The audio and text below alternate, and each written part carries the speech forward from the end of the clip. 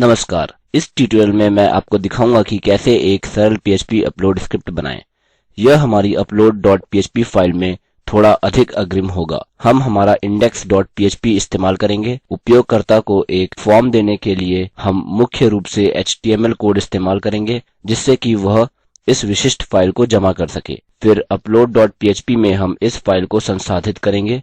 File की कुछ जानकारियाँ हासिल करेंगे जैसे कि इसका नाम, इसका प्रकार, साइज, अस्थायी संचित नाम और कोई एरर सूचना यदि पाई गई हो। एरर सूचनाओं का इस्तेमाल यह जानने के लिए कर सकते हैं कि वह पाई गई हैं या नहीं। फिर हम फाइल को संसाधित करने जा रहे हैं और उसको हमारे वेब सर्वर में एक विशिष्ट डायरेक्टरी में सेव करेंगे। इस ट्यूटोरियल के दूसरे भाग में मैं आपको जल्दी से बताऊंगा कि कैसे विशिष्ट फाइल का प्रकार जांचें जिससे कि आप इसे फाइल टाइप्स से सुरक्षित कर सकें। हम यह भी सीखेंगे कि फाइल की फाइल साइज को कैसे जांचें जिससे कि आपके पास अधिकतम और न्यूनतम फाइल साइज हो। अतः यहाँ मैंने अपलोडेड नामक एक फोल्डर बनाया है जिसमें मैंने मेरी इंडेक्स और upload.php फाइल्स बनाई हैं और यही मेरी फाइल्स संचित हो रही हैं जब वे एक बार अपलोड हो जाती हैं। जब फाइल्स अपलोड की जाती हैं तो शुरुआत में वे वेब सर्वर पर एक अस्थायी जगह पर चली जाती हैं, न कि इस फोल्डर में। HTML के लिए हमें एक फॉर्म बनाने की आवश्यकता है। यह करने के लिए हमारे पास एक फॉर्म एक्शन है और हमारे पास एक विशिष्ट एक्शन है जो कि upload.php है और हमने हमारी फाइल यहाँ बना ली है। मेथड को पोस्ट के रूप में सेट किया है। इसका कारण यह है कि हमें इसे गेट वेरिएबल में संचय करने की आवश्यकता नहीं है। क्यों? क्योंकि सुरक्षा कारणों की वजह से हम नहीं चाहते कि वेबसाइट पर भेजे जाने वाले बाइनरी डेटा को उपयोगकर्ता देखे। और साथ ही यहाँ हमारे गेट वेरिएबल पर 100 अक्षरों की सीमा है। अतः आपके पास एक काफी छोटी फाइल होगी यदि आपके पास डेटा के केवल 100 बिट्स हैं। ठीक है, हमारे पास एक और पैरामीटर है जिसे आपने इससे पहले नहीं सुना होगा। यह एंक टाइप है, एन्कोडिंग टाइप, जिसका मतलब है कि हम कैसे इसे एनकोड करने जा रहे हैं। यह मल्टी पार्ट होगा और हमें एक फॉरवर्ड स्लैश की आवश्यकता है और फिर यह फॉर्म डेटा होगा। संक्षिप्त में हम इस प्रारूप को डेटा के रूप में जमा कर रहे हैं, यानी बाइनरी डेटा 0 और 1, जिसे मैं यहाँ पहले ही बता चुका हूँ। ठीक है, हमें टाइप मिल गया है जिसमें यह एनकोड होने जा रहा है। हम अपना फॉर्म यहाँ समाप्त करेंगे। हमें अपनी फाइल के लिए इनपुट के रूप में कुछ एलिमेंट्स की आवश्यकता होगी। इस टाइप को फाइल के रूप में सेट किया गया है और हम इसे विशिष्ट रूप से मायफाइल बोलेंगे। ठीक है, पैराग्राफ यहाँ खत्म होता है और फिर हमें बस सबमिट बटन की आवश्यकता है। ठीक है, तो चलिए इसे अभी देखते हैं।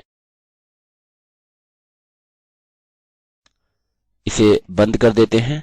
फाइल अपलोड पर क्लिक करिए।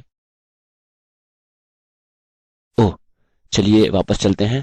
इनपुट मैंने यहाँ 2U टाइप कर दिए हैं। वापस चलते हैं। आप यहाँ देख सकते हैं कि हमें हमारा इनपुट मिल गया है। मैं इसे ब्राउज कर सकता हूँ। हम देख सकते हैं कि हमारे पास फाइल्स हैं जिसे हम अपलोड कर सकते हैं। ठीक है, अतः इसे उपयोग के लिए और आसान बनाते हैं। फाइल अपलोड करें, इसे रिफ्रेश करते हैं। हमें यहाँ एक अच्छा पेज मिला है। हमें हमारा हेडर मिला है और एक फाइल को यहाँ अपलोड करने की संभावना मिली। साथ ही आवश्यकता पड़ने पर खुद से भी टाइप कर सकते हैं और साथ ही हमारे पास अपलोड बटन है जो कि हमारी upload.php जमा करता है। ठीक है, तो upload.php के अंदर हमें इस फाइल के संसाधन के लिए एक तरीका चाहिए जो कि हमारे फॉर्म से जमा हुई है। इसको करने का तरीका है कि $_ का इस्तेमाल करें। वास्तव में यह सही नहीं है। हम इसका केवल एक उदाहरण एको करके बता सकते हैं कि यह सही नहीं है। जब हम करते हैं और मैं अपलोड पर क्लिक करता हूँ, हम देख सकते हैं हमें केवल एरे मिली है।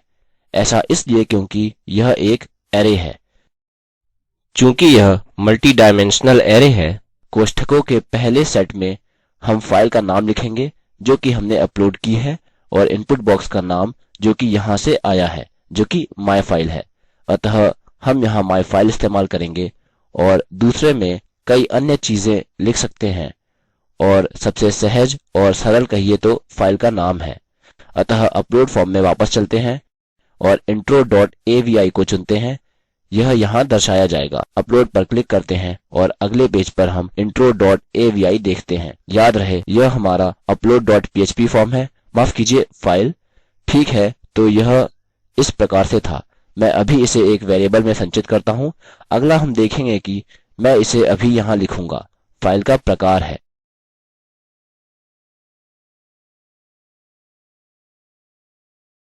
अतः यह $_ है और हम रेफरेंस my name इस्तेमाल करेंगे और इसके अंदर हमारे पास टाइप होगा। अतः यह प्रकार है, या बल्कि हम इसे एको करेंगे जिससे कि आप इसे देख सकें। और यह रिफ्रेश किया। इसको रिसेंड करें और अब इसको देखिए। माय फाइल, इसे रिसेंड करें और हम यहाँ video/avi देख सकते हैं। आपने शायद यह कहीं पहले HTML में भी देखा होगा। उदाहरणस्वरूप यह image/png या image/jpg, image/bmp, video/avi और video/mpeg या कोई और अन्य प्रारूप हो सकता है। इस समय हम यहाँ से देख सकते हैं कि यह एक avi फाइल है, अतः इसलिए हमें टाइप में यह मिला। अतः हम कह सकते हैं कि टाइप इन सबके बराबर है। अगला मैं आपको साइज बताता हूँ। अतः समय बचाने के लिए मैं क्या करूँगा कि मैं इस कोड को कॉपी करूँगा, यहाँ पेस्ट करूँगा और इस टाइप को साइज में बदलूंगा और इसको एको करूँगा। आप देख सकते हैं कि आपकी जमा की हुई फाइल की ई प्रॉपर्टी प्राप्त करना काफी सरल है। मैं इस पेज को रिफ्रेश करूंगा और रिसेंड पर क्लिक करता हूं और हम फाइल का साइज प्राप्त कर सकते हैं। अब चलिए कहते हैं कि हम इसे लगभग पूर्णांक 10 लाख बना देते हैं। 10 लाख बाइट्स वास्तव में 10 लाख बिट्स 1 मेगाबाइट होता है। माय फाइल वास्तव में 1 मेगाबाइट है, अतः यहाँ 10 लाख मेगाबाइट डेटा है। अतः चलिए इसे साइज नामक वेरिएबल में सेव करते हैं। ठीक है, सही है। फिर अगला काफी जरूरी है, जो है टेम्पररी नेम।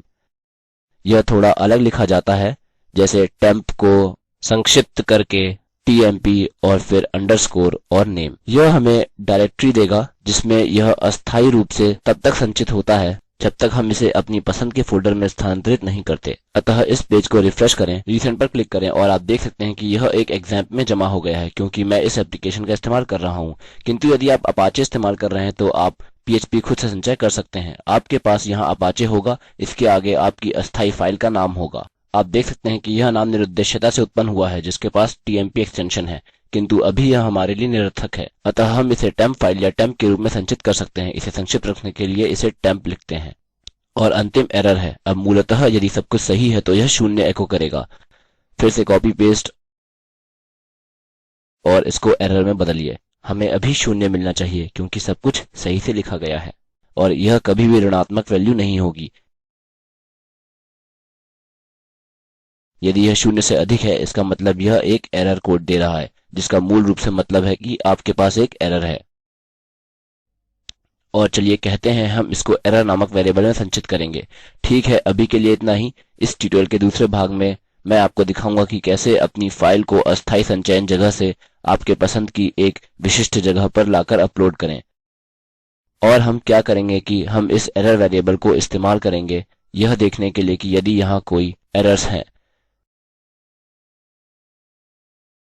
यदि यहाँ पर एरर्स हैं तब हम इसे एको करेंगे और एरर कोड इस्तेमाल करेंगे। यदि नहीं, हम इस टेम्प को लेंगे और मूव अपलोडेड फाइल नामक एक विशिष्ट फंक्शन इस्तेमाल करेंगे और हम उसे लेंगे और उसे यहाँ वेब सर्वर पर निर्मित अपनी अपलोडेड डायरेक्टरी में संचय करेंगे। और इसके बाद मैं आपको कुछ विशेषताएं बताऊंगा। क्या यह JPEG है? हाँ, तब JPEG चित्र को अपलोड होने से अस्वीकार करें या विशिष्ट फाइल साइज को अस्वीकार करें। ठीक है, तो भाग 2 में मिलते हैं। IIT बॉम्बे की ओर से मैं रवि कुमार अब आपसे विदा लेता हूँ। देखने के लिए धन्यवाद।